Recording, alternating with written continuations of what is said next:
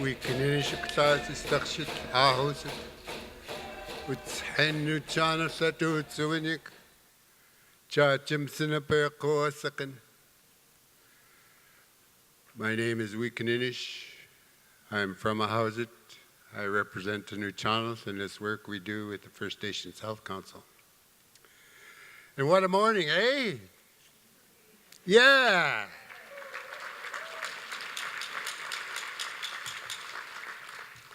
To have the wonderful welcome that we had and the wisdom shared by Elder Shane, an old friend. Well, I shouldn't call him old. A friend. And to hear the panel presentations that we've had.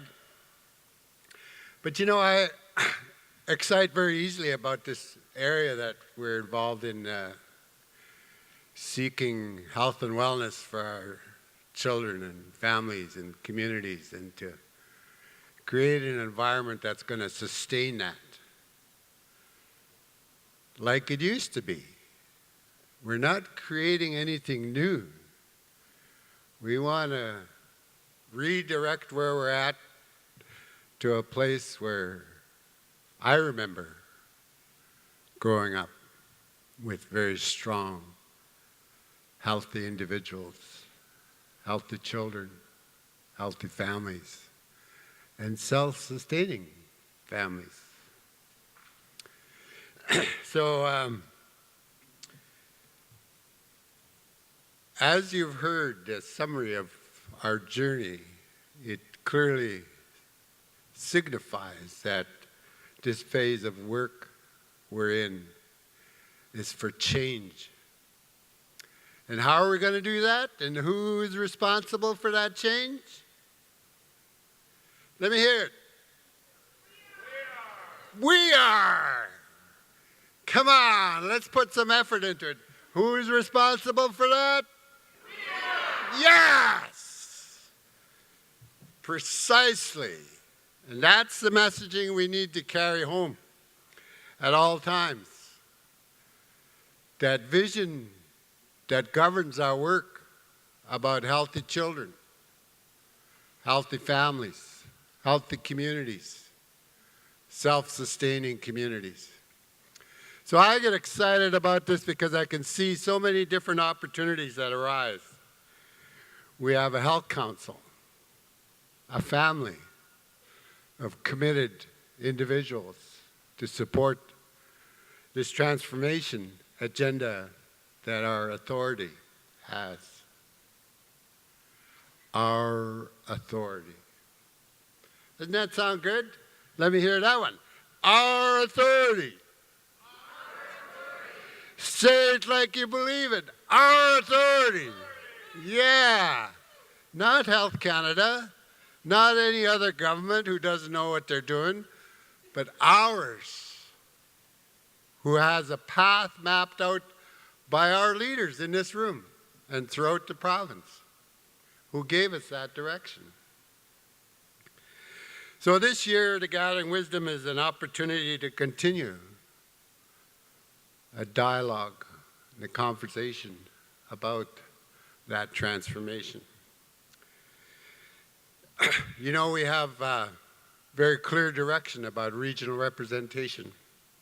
We've created those processes that ensure that we are regionally represented on the Health Council, on the health directors, and our health authority. That is critical in terms of the planning that we do, that our plans in the regions emulate the priorities that are identified by our regions. And some of those priorities are common, province-wide. Others vary and are different because of the regions that we live in. Health and wellness plans, we know about those. Some of them are in draft stages. Some of them are more comprehensive than others. But you know, we need to have them all comprehensive. We need to take a look at those health and wellness plans in our communities so they don't carry or collect dust somewhere. We need to have them out front, because the direction that we've gotten, we've generated some tools to help with that planning, to help generate comprehensive health and wellness plans. We have our directors who are frontline workers and managers who are quite familiar not only with the needs and the work that's necessary in our communities, but they are trained as well to provide us that technical advice that clearly is an opportunity to enrich the conversations that we have about our health and wellness. You know, you've heard consistently that we are the ones that can do better. Doug is very strong in terms of the consistency in that messaging about we can do better. And so, given that, does it not follow that we can help governments? We can help provincial service providers. And we have the framework to do that with our partnership accords. We need to pay attention to these paper trails that we've created in each one of our regions and understand the contents of those partnership accords and address any shortcomings that you might have, perhaps on an annual basis, to take a look at that accord. So each one of our regions are engaged in dialogue with our partners, both federally and provincially. The key, of course, is understanding that we didn't sever ties with, I say respectfully, junior governments. I used to get in trouble for saying that, but I never said it with disrespect. I said it because I acknowledged that our governments were here first. And relatively speaking, British Columbia and Canada, they're newcomers, relatively speaking. So,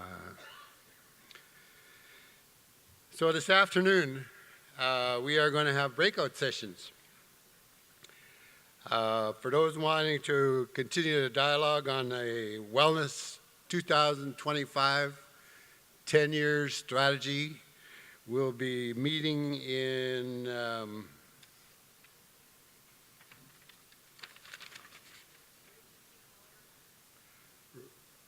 right here where you're at. This is the Regency Ballroom. And breakout number, that's going to be moderated by our Health Council member from the North, Charles Borvin. And he'll be assisted by Billy Yoakum, the Executive Director of Kwamut Lilam Children and Family Services. Breakout number 2 will be moderated by Chief Maureen Chapman, our Health Council member from Fraser Salish, and Alan Louie from the Interior. And the Transition and Transformation Working Group members, Lauren Brown from the First Nations Health Directors. That will be held in Georgia B. Anybody know where Georgia B is? It's here? Oh, downstairs on the second floor.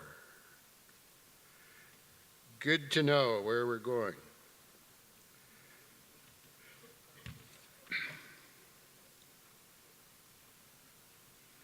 So that breakout session is going to be about transformation, and clearly in all of our regions, there's been a very strong concern expressed by our people about the First Nations health benefits. So it's going to give you an opportunity to ask your questions, get clarification, to understand where we're at in terms of the Health Council and the authority and the working arrangement we have with Health Canada in terms of the buyback services. Breakout session number 3 will be in Plaza A. Is that on this floor? Plaza A. Who knows where Plaza A is? Second floor. Same as Georgia B.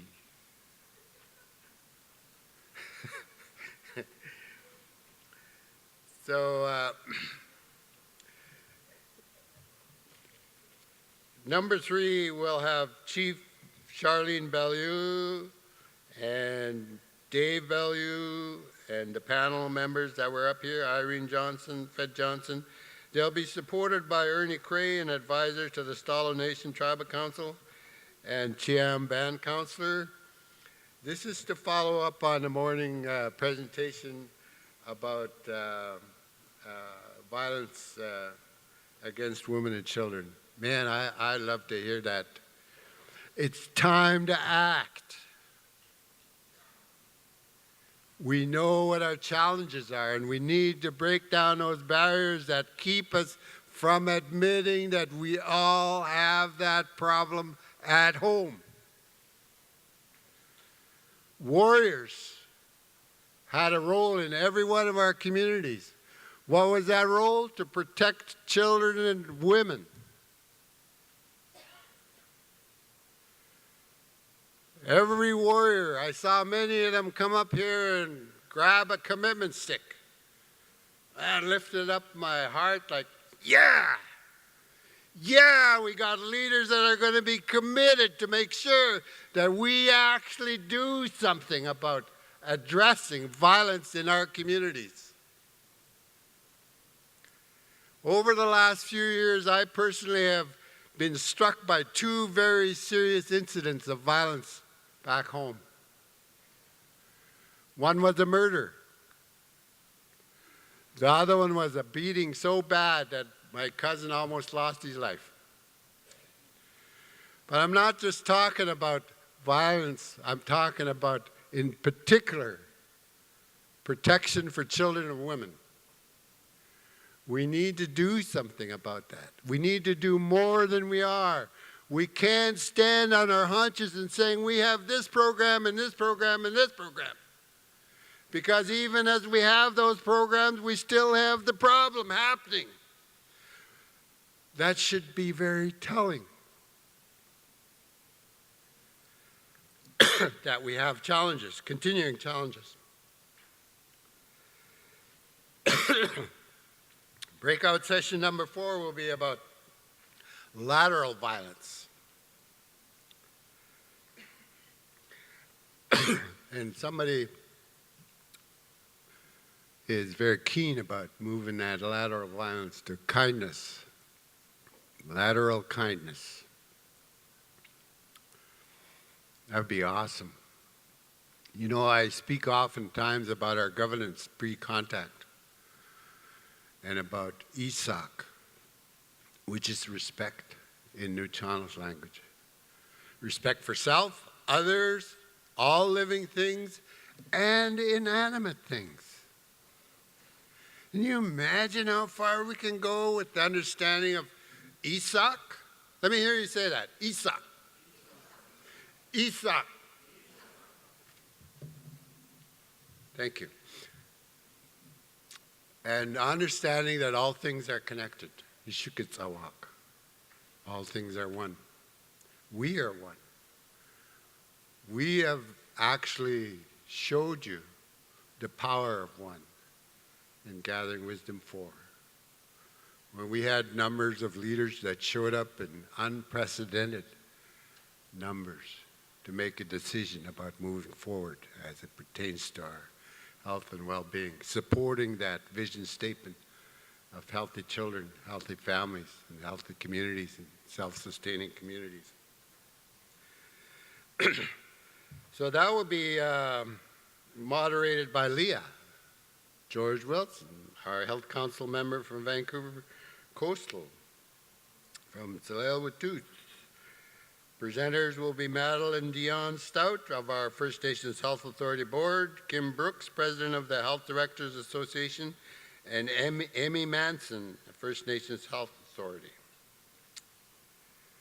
We have dialogue number 5, breakout session. Oh, that last session on lateral violence is going to be Georgia A. Second floor, right? We still on second floor? Healthy Child Development will be moderated by Gwen Phillips and Plaza B, also on the second floor.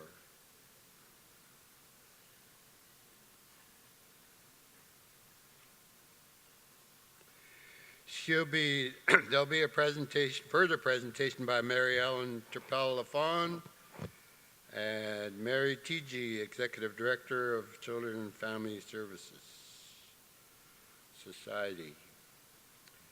The final breakout session is in Plaza C, that will be sharing of best practices.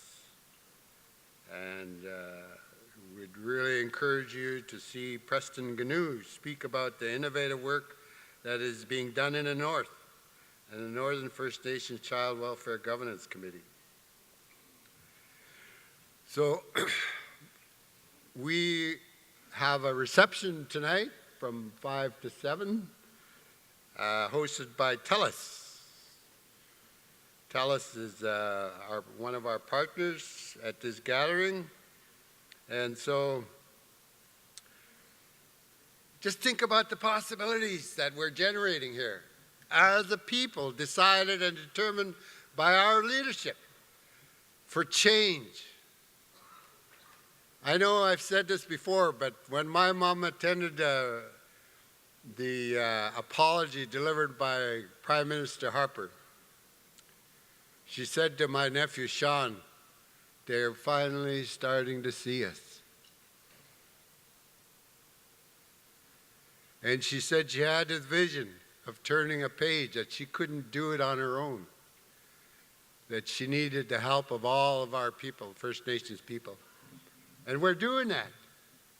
We've said working together makes us stronger. And we proved that in Gathering Wisdom 4, when all the chiefs said, yes, let's move forward and manage our own health, where we can proudly say that our health authority, one more time, our health authority, yes, we're driving that old bucket of steel with nerves of steel and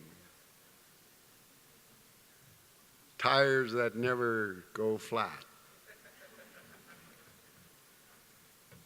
So we are in charge, we are responsible, and there's no stopping what's going on. You've heard Grand Chief Doug Kelly refer oftentimes to those naysayers. Even our own people said that we weren't going to make it. But government especially said there's no way those guys could do that. But surprise, we did it, and we're going to keep doing it. And together, as one. So, Atukshit Masses, Mutsquim, Squamish, and Tsleil-Waututh, Utsuinik, Quiet, Katlay, Hawas, Koas. I want to express my appreciation for Tsleil-Waututh and Musqueam and Squamish, and a nice welcome that was provided to each and every one of us to perform our work, and important sharing. So I'd ask any new Chanos person to come and help me do that. We're 3 minutes over here. Dinner song. And I'd ask Owadi to come and join me.